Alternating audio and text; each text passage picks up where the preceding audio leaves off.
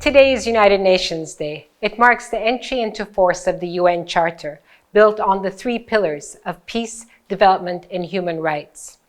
I have the privilege to work here in Guyana for the United Nations with my UN country team colleagues.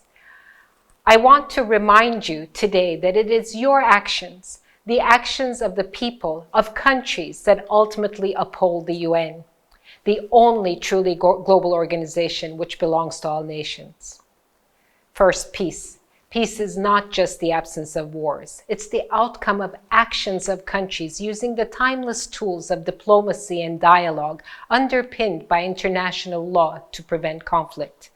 Guyana will soon take its seat on the UN Security Council, associating itself unequivocally with this global ambition for global peace. Second, development. Guyana recently presented its progress on the Sustainable Development Goals at the United Nations.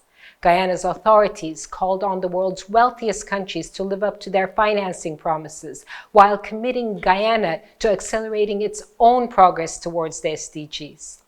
No doubt, much still has to be done, and to be clear, there are no shortcuts to development. But Guyana's budgetary and planning frameworks deliberately anchor national policy towards the SDGs.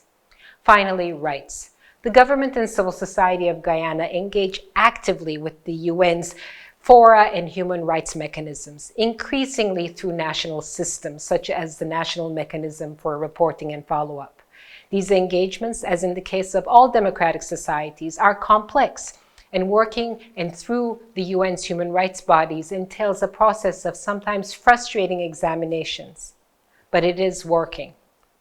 We at the UN do not take for granted Guyana's continued and expanding engagement with the UN's peace, development, and human rights mechanisms.